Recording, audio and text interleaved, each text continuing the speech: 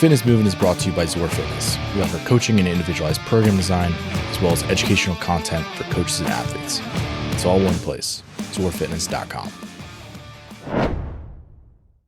We got an exciting announcement. Day's going to be starting a new podcast, and we're going to be publishing it to the Fitness Movement platform. It's going to have its own name, show art, all that stuff. We're still figuring out the name, but yeah, I'm excited for it. I think it's going to be a new format that we really haven't done, and like new opportunities for learning for the people who are listening, which is going to be, yeah, a good opportunity that's a little bit different from what you've probably heard out of us. So big picture, Jay, what's sort of like your intentions with the show?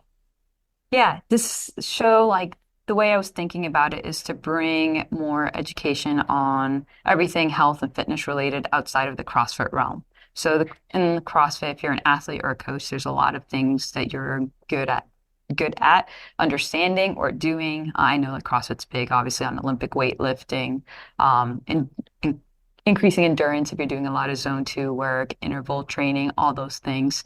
But there's like a whole different world that I think is untapped in the CrossFit realm. And that these are things that I get exposed to all the time working in the collegiate setting with different sports, and a lot of my coworkers picking their brains, and also in the strength and conditioning research side of things. So just thinking about all this stuff, I was thinking about how like different the worlds are. So I'm luckily like I have a lot of resources in the CrossFit space, working with ZOAR and Ben and all that, and picking his brain. And then on the collegiate side of things, all the coworkers I have, also with the degree I'm pursuing in exercise physiology. So kind of merging those two and finding those. Yeah, give us a quick life update on where you're at with schooling. Yeah. So I what's today? Today's mid-August. So in 2 weeks, I start my PhD in physiology, specifically exercise physiology. You And need to bring back your old Instagram handle, Day the yes, I Fitness know. Nerd. Yeah, bring that back. So right now, Maybe like, that'll be the show name. oh, hey, yeah, there we go. Yeah, and if anyone has any ideas on show names, that'd be awesome because I'm not good at this creative stuff. But yeah, so like that's where part of this came up too. The idea of this was working with this summer. I did a few lab rotations, and I worked in certain labs that were looked at more like endurance work, some that looked at neuromuscular physiology. And like if you look at my desk, like I have just a stack of like research papers. I'm just I was gonna constantly say the like, broken tennis racket in the background. yeah, no, that's just one of our athletes who's a They got monster. mad. Yeah. I think the coach who works with her, I think he had her sign it too. But yeah, so like all the research papers, and like there's all these things I think would be useful to CrossFit, but we don't implement it. And I think it's not because a matter of it doesn't work in the CrossFit space. It's a matter of it hasn't been exposed to the CrossFit space. So through this platform, I just kind of want to give all the tools that I learn and pick people's brains and kind of bring it over and kind of marry the two.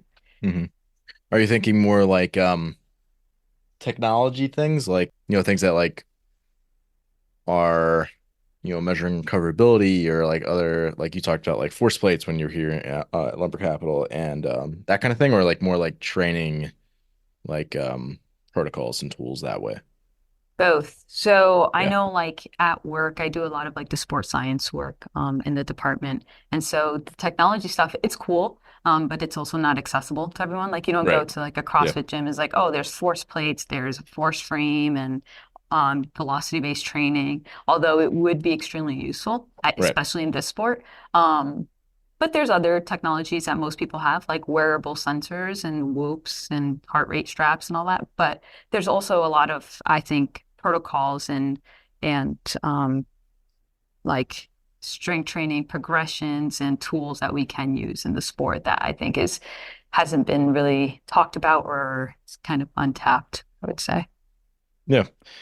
Yeah, that's interesting. I think that, even for people who, they might listen to like a research-based podcast, and they're like, well, I don't have access to force plates or blah, blah, blah. But it's like, you know, 10 years ago, people probably didn't have access to like accelerometers the way they do now for like, velocity-based training and things like that, which is now it's like becoming like super accessible to people. So I think also like if you pay attention to what's being what the best are doing and like what they're using and like what is being researched right now, then it's like that'll slowly trickle its way down to the masses where it becomes much more affordable for like, like our average listener, for example. Right, right.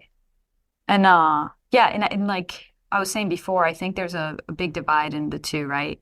Like in the strength and conditioning realm, there's a lot of things that I realize like, oh hey, these athletes could benefit from it. And it's something that we do often in CrossFit and vice versa, right? Mm, Like, oh, these CrossFit athletes would benefit from it and we're not doing it, but it's something we do often with athletes of all other sports. So why aren't we, where's the bridge to connect those gaps? mhm.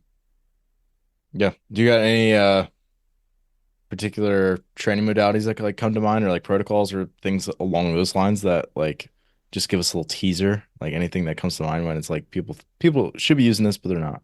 Yeah, there's a lot of stuff that actually my coworker, and I share this office with him. He sits right over here. He's been teaching me a lot of stuff throughout the year, and I just like kind of see what he's doing. And I think a lot of stuff is pretty cool. And it has to do more with like neuromuscular Mm, things and like warm up protocols and all that. And he's taught me a lot about that. And I'm like, well, that's awesome. Like, why aren't people using this? Like, I've never seen it. And it's something that's super simple to do.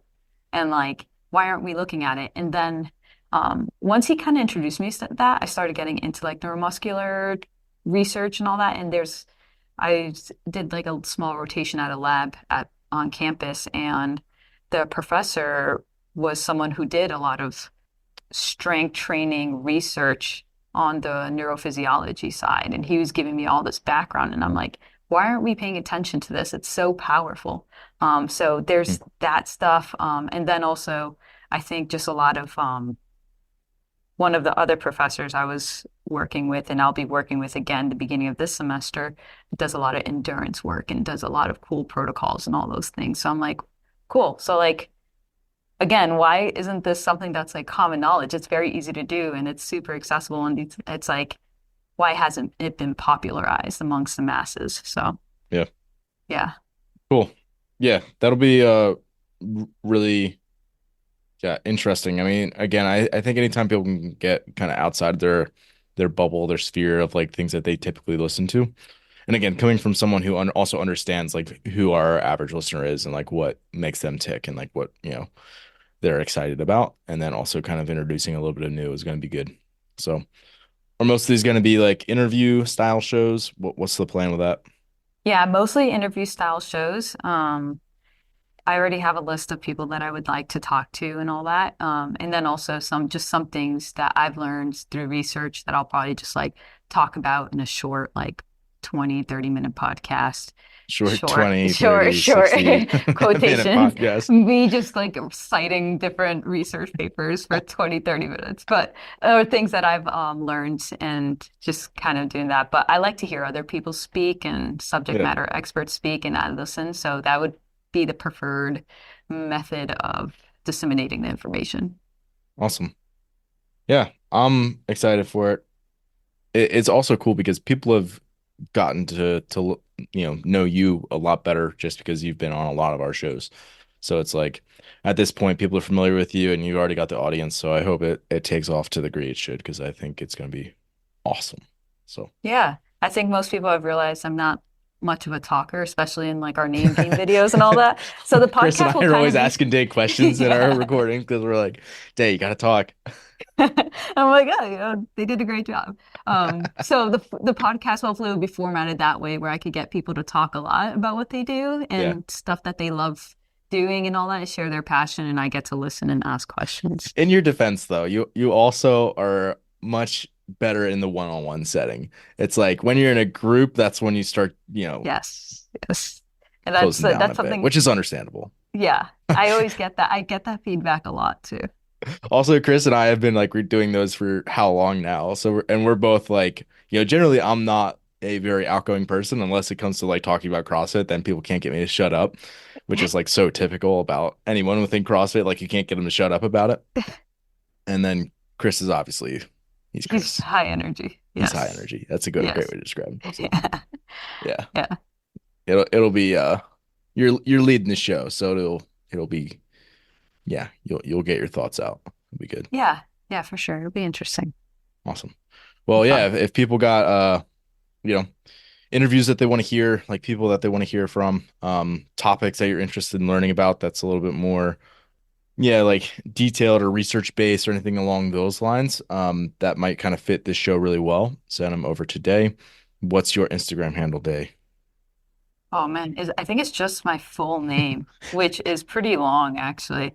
Let me just make sure it is. I think Yep. it's Dayannara.Muñoz, right? Yep. Dayannara.Munoz. Dayannara dot Munoz. I should Instagram probably doesn't change it. have tildes. Yeah, they don't. So I have to just use a normal and sad. Not very inclusive Instagram. Yeah, it really isn't. Well, yeah, we'll leave it Well, there. Again, if people got other follow-up things, reach out today. She'll be there for you. But yeah, we'll start releasing shows probably the week after this airs. So yeah, stay tuned. cool.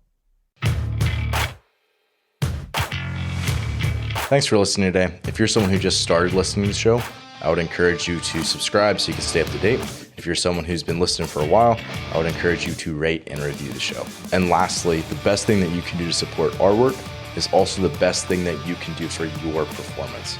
And that is by hiring one of our coaches. Until next time, stay the course.